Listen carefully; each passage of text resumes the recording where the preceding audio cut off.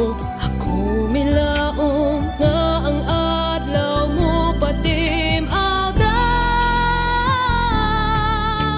Pamalandong sa pulong sa Dios, tuburan sa pagtuong bug-os, tigpalig-on sa kalag sa kinabuhi, tuburan sa tanang paglaom ug paghigugma. Ang naghatag og kaulugan sa akong kinabuhi.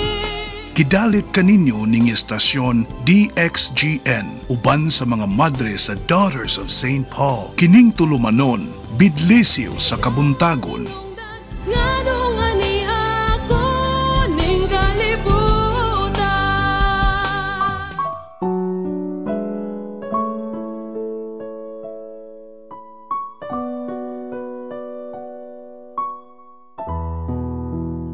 Nagmalipayon didto sa langit ang imong mga santos nga misunod sa mga tunob ni Kristo. Mga kaigsuunan, kapistahan karong Martes, September 20, ni San Andres Kim Taigon, pari og martir, San Pablo Chang Hasang ug mga kauban nga mga martir didto sa Korea. Ato nga hangyoon, ato silang pangayuan og panabang tungod kay sila ang mga nauna gayud nga mga Kristiyanos nituo kang Hesus dito sa Korea. Og sa atong pagsugod mga kaigsuunan, niya nasab kita ni atong bidlisol sa kabuntagon.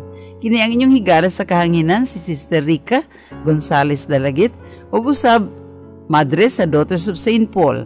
Kauban si Arvin Borla, kauban usab ang atong technical engineer ning atong istasyon DXGN, kauban usab si Rose Caballero. Karingang tanan, mubati ako og malipayong adlaw sa Martes, diin atong gisaulog kining mga martir sa Korea. Ang ato usab nga bisita karon nga maoy mohatag sa pamalandong mao si Father Jason Kabakaba nga pari sa Cavannis o Cavannis Fathers. Magampo kita. O Diyos, ikaw ang magbubuhat sa tanang nasod ug ikaw ang ilang kaluwasan. Sa yuta sa Korea ang imong tawag sa pagtuong Katoliko, miomol og katawhang sinagop kansang pagtubo, gialimahan sa dugo ni Andres, Pablo ug mga kauban. Pinagi sa ilang pagkamatay ug pangaliya, itugot kanamo ang kalig-on aron kami magpabilin nga maunongon sa imong mga sugo bisan hangtod sa kamatayon. Kini among gipangayo pinagi sa among Ginoong Hesukristo imong anak nga buhi ug hari uban kanimo ug sa Espiritu Santo, Dios nga usa hangtod sa kahangturan. Amen. Kinutlo gikan sa Ebanghelyo sumala ni San Lucas. Kapitulo 8, tudling 19 ngadto sa 21.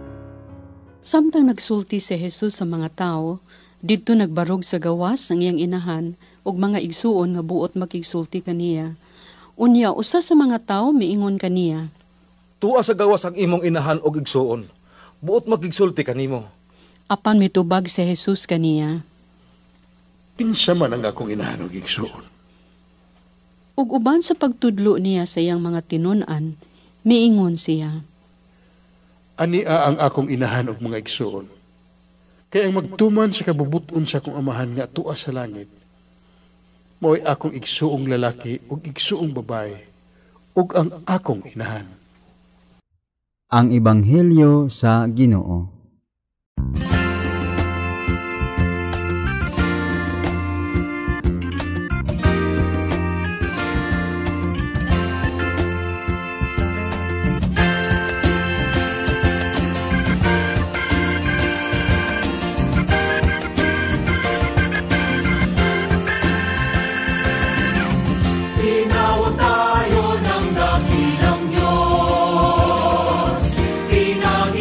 Pag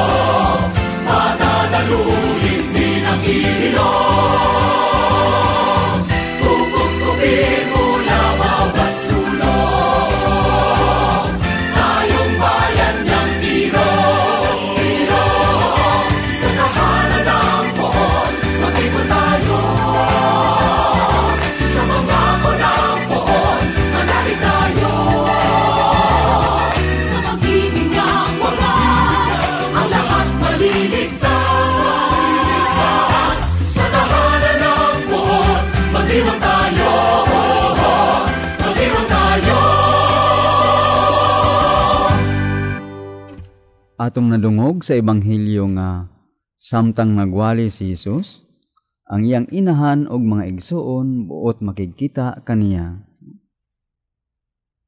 Unya nahimong timing alang kaniya sa pagpanudlo sa mga tao. Si Jesus miingon, ang akong inahan og mga igsuon mao kadtong mamati sa pulong sa Dios ug magtuman niini. Dunay usa ka presidente sa Pilipinas kaniadto nga miingon, walang kumpare-kumpare, walang kaibi-kaibigan. Yan siya. Trabaho lang. Si Jesus sa laing bahin din sa Ebanghelyo miingon, ang akong inahan og mga igsuon mao kadtong mamati sa pulong sa Dios ug magtuman niini. Kini wala nagpasabot nga si Maria wala namati og nagtuman. Gani si Maria usa ka babaeng nagpuyo subay sa kabubuton sa Dios, subay sa pulong sa Dios. Modelo sa tanang mga Kristiyano, inahan, igsuon nga namati og nagtuman sa kabubuton sa Dios.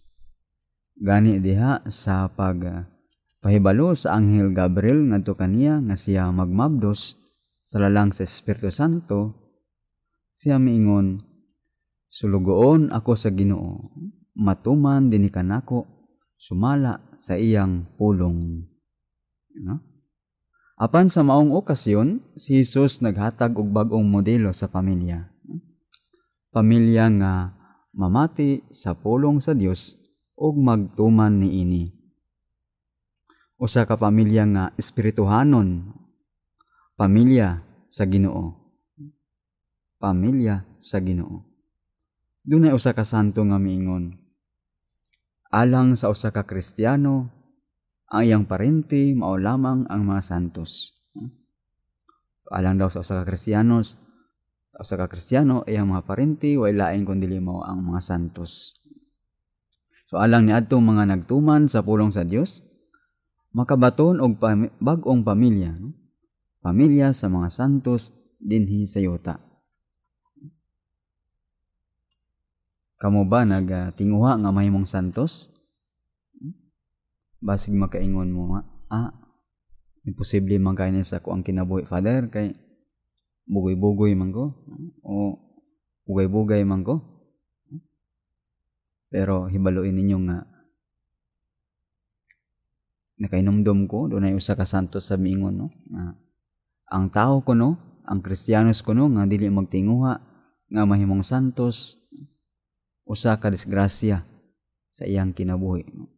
Usa ka disgrasya sa iyang pagkinabuhi isip Kristiyano. No? Sa isip Kristiyano dapat tun-an nato o matngunan nato nga kita gitawag sa pagkasantos. So pangutana, unsa man ang mga pulong sa Dios nga angay natong tumanon aron mahimo kitang membro sa pamilya sa mga santos? Si Jesus miingon, no, diya sa kasulatan, higugma ang Dios labaw sa tanan. Nagpasabot nga santusa og simbaha siya. No? So sa unsang paagi nga ikaw nahigugma sa Dios. So dunay mga paagi sa pagpakita nga kita nahigugma sa Dios. Unang paagi mao ang pag-ampo. Diya sa atong pag-ampo, kita maingon, Ginoo, daygon ang imong ngalan. Ug sa imong pagadalaygon, ako nagapasalamat. No? Kita magpasalamat kaniya sa tanang grasya nga atong nadawat. Diya sa atong pag-ampo, kita nagpakita nga kung wala ang Ginoo, wala kitay mahimo. Ang tanang butang nagagikan kaniya. No? Busa ato siyang simbahon, ato siyang daygon, ug atong pasalamatan. Kaduha ang pamaagi mao ang pagsimba. Ang utana, nagasimba ba kita matag adlaw Domingo o sa mga kapistahan, no? Diha sa simbahan? Kami gani sa seminaryo, no? Adlaw-adlaw yun ming magsimba, adlaw-adlaw yun ming magmisa. Ngano man, aron nga ang mga seminarista makakaton sa paghigugma sa Eucharistia, no? Makakaton sa paghigugma sa Dios nga present, no? Nga buhing present diha sa Eucharistia. So kamo, unsa man, musimba lang ba mo og Pasko na? Kay aron nga mangayo grasya sa Dios aron makadawat og regalo, labi na sa simbang gabi. Pagkadaghan sa mga batan-on nga musimba gyud sa simbang gabi o misa di galyo kay aron nga makita na kuno nila, makaplagan na kuno nila ang ilahang kabalo no, ang ilahang sa tawag ni soulmate, ang ilang partner sa kinabuhi, ang ilang destiny sa kinabuhi. Char. Sa mga bito nang magmisa usahay ko sa misa di galyo, pag maabot na sa ikaunong nga adlaw, mangutana ko, daghan man lagi. Ngano man ang inyong mga wish, ang inyong mga giampo, wala pa gigrant ni Lord? So mga tawa sila, no? So dapat unta ka na atong pag-ampo, na atong pagsimba, sincero, no? May ampo kita, simba kita, tungod og alang sa Dios, no? Tungod sa atong pagdahig o pagpasalamat sa iyang ngalan. Okay? So pag-ampo, pagsimba. Kung imo kining gituman, nan, ipon ka sa pamilya sa mga santos dinhi sa yuta. Hinumdumi nga, ang pagkasantos, mao ang atong pinakaunang tawag gikan sa Dios. Pagpakabalaan kamo, sama nga ako balaan, ingon ang Ginoo.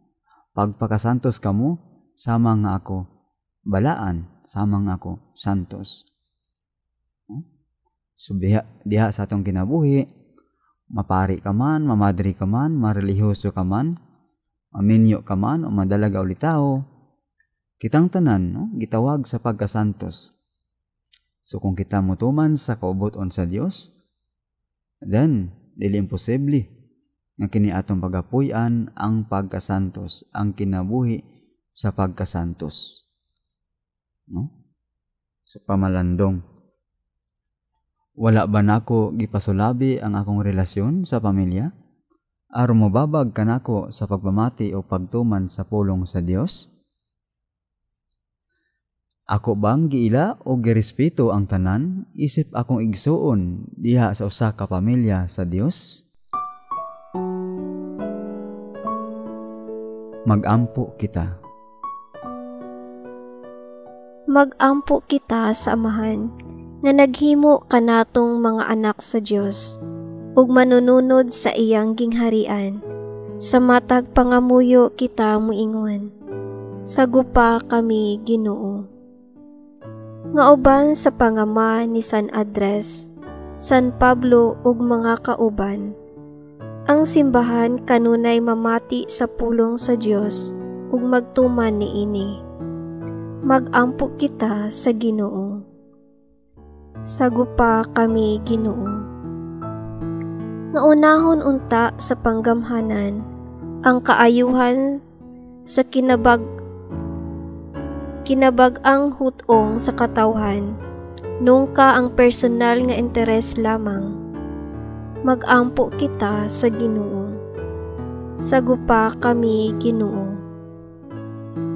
Nga ipakita nato ang pagkaanak sa Dios, pinaagi sa atong mga buhat nga subay sa iyang kabubuton. Mag-ampo kita sa Ginoo. Sagupa kami Ginoo. Nga ang mga matuohong nangamatay, makasulod na sa langit ng puloy-anan sa Amahan. Mag-ampo kita sa Ginoo. Sagupa kami Ginoo.